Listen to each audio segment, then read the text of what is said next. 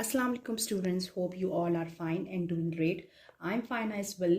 So students, in today's lecture we will study about the conversion of imperative sentences from direct into indirect form. So imperative sentences के direct से जब हम उनको indirect form में change करते हैं तो हम इन तमाम जो रूल्स मैंने यहाँ पे लिखे हुए मेंशन किए हुए इनको ऑब्जर्व करते हैं। सबसे पहले क्या है, tense of reported verb will not change.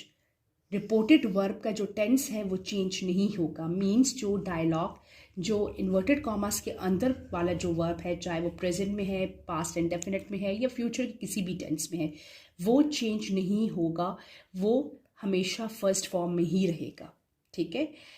Second क्या है, pronoun conversion will be done.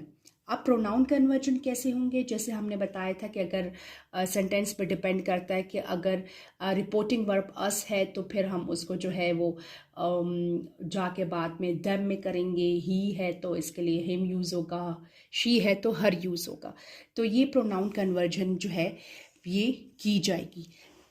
Tense जो है वो चेंज नहीं होगा, प्रोनाउंस की कन्वर्जन जो है वो ऑब्जर्व की जाएगी।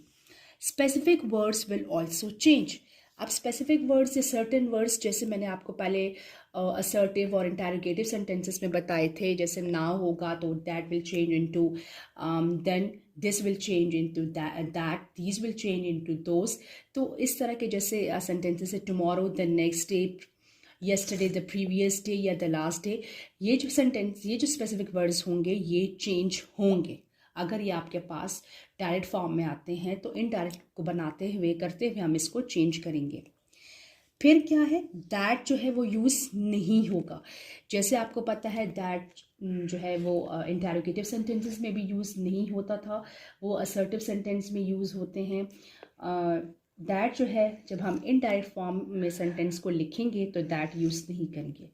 फिफ्थ रूल हमारे पास क्या है, टू जो है TO2 ये जो है ये यूज़ होगा, दैट यूज़ नहीं होगा। टू, और आपको वैसे भी पता है कि इंग्लिश ग्रामर में टू के बाद हमेशा वर्ब की फर्स्ट फॉर्म लगती है। हमने कभी टू के बाद वेंट नहीं लिखा, वॉच नहीं लिखा, टू बर्न नहीं लिखा, टू लर्न नहीं लिखा। हम लिखते हैं to go, to sleep, to watch, to travel, to burn, हम इस तरह करते हैं। तो इस टू की वजह से हमारा जो tense of the reported verb है वो चेंज नहीं होगा। अब आपको depending upon the structure of the sentence या the meaning of the sentence, ठीक है, अगर सेंटेंस में डायरेक्ट फॉर्म में आपके पास कोई ऑर्डर आया हुआ है तो हम उसको इनडायरेक्ट में लिखेंगे ऑर्डर्ड। जैसे हम, आपको पता है असर्टिव सेंटेंस में हम लिखते हैं सेट टू को इनडायरेक्ट में करते हुए हम लिखते हैं सेट टू या टोल्ड, शी टोल्ड मी या she said to me. Interrogative sentences में डायरेक्ट से जब हम इनडायरेक्ट फॉर्म में चेंज करते हैं तो हम लिखते होते हैं शी आस्क्ड मी या शी इंक्वायर्ड ऑफ मी। तो इसी तरह जब डायरेक्ट फॉर्म में depending upon the meaning of the या टाइप ऑफ द सेंटेंस या मीनिंग ऑफ द सेंटेंस के उसमें कोई ऑर्डर है, कोई रिक्वेस्ट की जा रही है, कोई एडवाइस की जा रही है, कोई सजेशन दी जा रही है या किसी चीज़ के बारे में डायरेक्शन दी जा रही हो, तो हम उस अकॉर्डिंगली जो है वो इनडायरेक्ट में मतलब ऑर्डर यूज़ करेंगे, वो वर्ड यूज़ करेंगे ऑर्डर के लिए।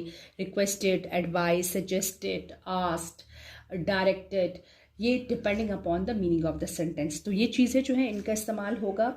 और लास्ट रूल जो है, अगर आपके पास डायरेक्ट सेंटेंस में जैसे आता है she said to me do not play marbles, तो अगर आपके पास इस तरह डू नॉट आता है इन्वर्टेड कॉमर्स के अंदर या नेवर आता है तो ये नेवर और डू नॉट जो है वो चेंज हो जाएंगे फॉरबेड में।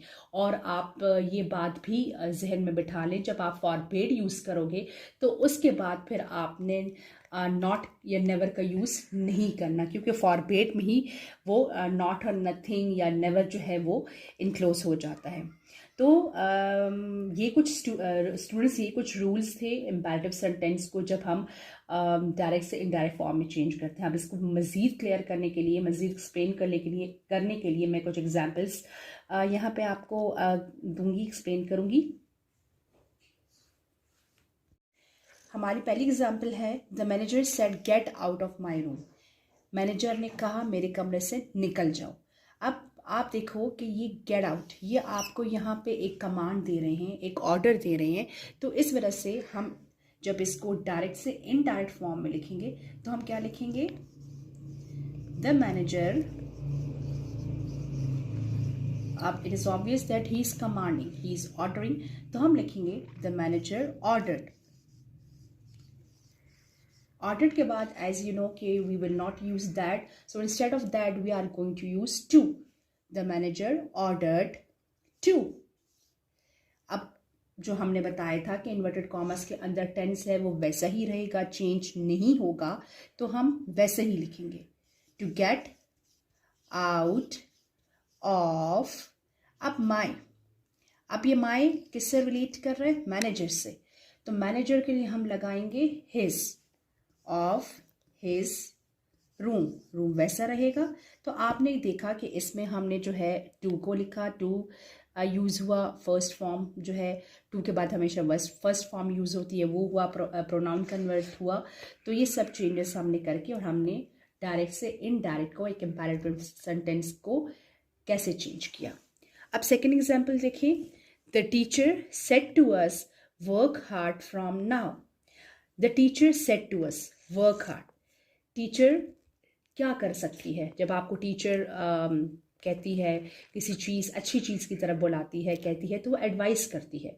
तो हम इसको ऐसे लिखेंगे, the teacher advised us. To use होगा, दैट का यूज नहीं होगा। टू वर्क हार्ड हम वैसे ही लिखेंगे फर्स्ट फॉर्म में, टू वर्क हार्ड फ्रॉम। अब ये नाउ हमारे पास सर्टेन या स्पेसिफिक वर्ड है और आपको पता है जब नाउ को हम चेंज करते हैं, डायरेक्ट से इनडायरेक्ट फॉर्म में लाते हैं, डायरेक्ट से इनडायरेक्ट सेंटेंस में जब हम इसकी कन्वर्जन करते हैं तो ये नाउ चेंज होता है देन में।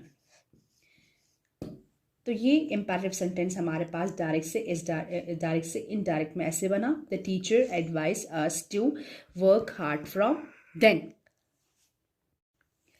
थर्ड एग्जाम्पल देखें, the mother said to me never tell a lie.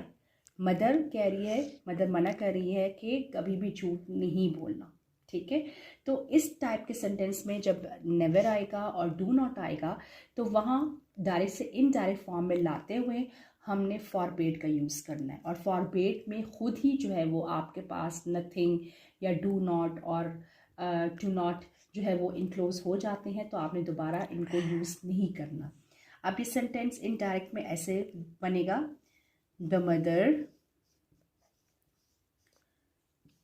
Said to की जगह forbade me to tell a lie. समझ आ गई आप लोगों को।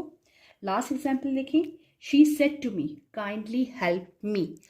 अगर डायरेक्ट सेंटेंस में, इंपैरेटिव सेंटेंस के डायरेक्ट नरेशन में आपके पास काइंडली आता है या प्लीज़ आ जाता है या कोई भी चीज़ रिस्पेक्टफुली पूछी गई हो, मांगी गई हो, तो ऐसे सेंटेंसेस को जब आप इनडायरेक्ट फॉर्म में चेंज करेंगे तो आप रिक्वेस्टेड लिखेंगे। तो ये सेंटेंस बनेगा, she requested me to help. अब ये मी, ये प्रोनाउन किस में कन्वर्ट होगा, ये प्रोनाउन शी से रिलेट कर रहा है ना, क्योंकि शी ने रिक्वेस्ट किया मी से, तो क्या लिखेंगे, she requested me to help her, क्योंकि शी के लिए प्रोनाउन यूज होगा हर। तो स्टूडेंट्स, ये हमारी थी आज की video regarding the imperative sentences. Hopefully आपको समझ आ गई हो, आपने अंडरस्टैंड किए होंगे कॉन्सेप्ट्स। अगर वीडियो अच्छी लगी हो तो लाइक कर दीजिए और चैनल को ज़रूर सब्सक्राइब कीजिएगा। इंशाल्लाह नेक्स्ट वीडियो में मुलाकात होती है। टिल दैट, अल्लाह हाफ़िज़।